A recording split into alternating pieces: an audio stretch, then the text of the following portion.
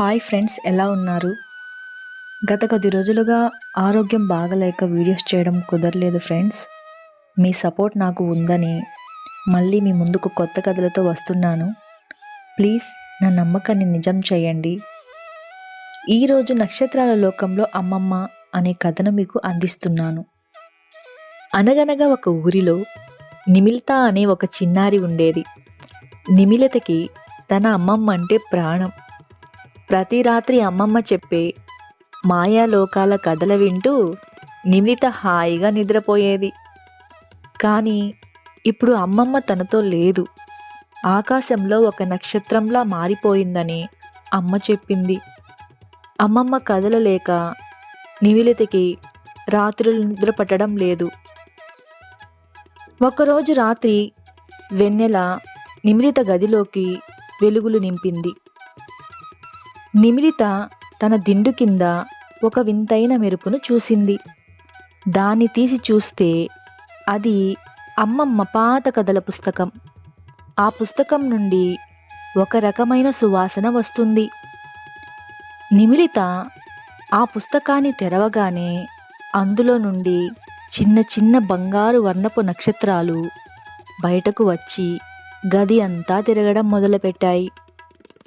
ఆ వెలుగులో పుస్తకంలోని బొమ్మలు ప్రాణం పోసుకున్నట్లు అనిపించాయి. అప్పుడు మెల్లగా ఒక పరిచయమున్న స్వరం వినిపించింది. నిమిలిత, నిద్రపోలేదా నా కన్నా అని ఆ స్వరం అడిగింది. నిమిలిత చుట్టూ చూసింది. అక్కడ మెరిసిపోయే దుస్తుల్లో తన అమ్మమ్మ నవ్వుతూ నిలబడి ఉంది. అమ్మమ్మ అని నిమిలిత గట్టిగా అరిచి తనని హత్తుకోవాలని చూసింది. కానీ అమ్మమ్మ గాలిలో తేలుతూ ఉంది. రా నిమిలిత, మనం నక్షత్రాల లోకానికి వెళ్దాం. అక్కడ నీకు నేను అద్భుతమైన కథలు చూపిస్తాను అంది అమ్మమ్మ.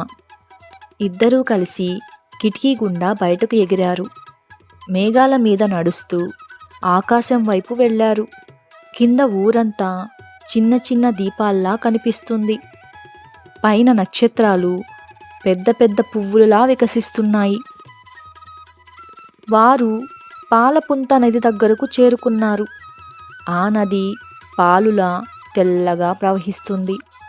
అందులో వెండి చేపలు ఆడుకుంటున్నాయి. ఆ నది ఒడ్డున నక్షత్ర అని ఒక దేవత కూర్చొని ఉంది. నక్షత్ర దేవత నక్షత్రాల దారంతో ఒక అందమైన దుప్పటిని నేస్తోంది. నిమిలిత, ఈ దుప్పటి నీకోసమే. ఇందులో అమ్మమ్మ చెప్పిన ప్రతి కథ, చూపిన ప్రతి ప్రేమ దాగి ఉన్నాయి అంది ఆ దేవత. నిమిలిత ఆ దుప్పటిని పట్టుకోగానే తనకు ఎంతో వెచ్చగా హాయిగా అనిపించింది. అందులో నుండి అమ్మమ్మ పాడే జోలపాటలు వినిపించసాగాయి. నిమిలిత కళ్ళు నెమ్మదిగా మూతపడుతున్నాయి. అమ్మమ్మ, నువ్వు మళ్ళీ వెళ్ళిపోతావా అని నిమిలిత అడిగింది. అమ్మమ్మ నిమిలిత నుదుటి మీద ముద్దు పెట్టి, నేను ఎప్పుడు నీ గుండెల్లో ఉంటాను. నువ్వు ఎప్పుడు కళ్ళు మూసుకొని నన్ను తలుచుకున్నా ఈ నక్షత్రాల కథలు నీకు తోడుగా ఉంటాయి అని చెప్పింది. మెల్లగా నిమిలిత తిరిగి తన మంచం మీదకు చేరుకుంది. అమ్మమ్మ పారదర్శకంగా మారుతూ ఆకాశంలోని అతిపెద్ద నక్షత్రం వైపు ఎగిరిపోయింది. నిమిలిత చేతిలో మాత్రం ఆ మాయా పుస్తకం అలాగే ఉంది. ఇప్పుడు నిమిలితకి భయం లేదు. చీకటంటే ఇష్టం కలిగింది. ఎందుకంటే ప్రతి రాత్రి ఆకాశంలో మెరిసే నక్షత్రాలు తన అమ్మమ్మ చెప్పే కొత్త కథలన్నీ ఆమెకి తెలుసు. ఇక నిమిలిత హాయిగా నిద్రపోయింది. ఈ కథ మీకు నచ్చిందని అనుకుంటున్నాను. మీ నుంచి మరికొంత సపోర్ట్ కోరుకుంటున్నాను. ప్లీజ్ నా ఛానల్ని సబ్స్క్రైబ్ చేసుకొని మరికొంతమందికి షేర్ చేయగలరని ఆశిస్తున్నాను.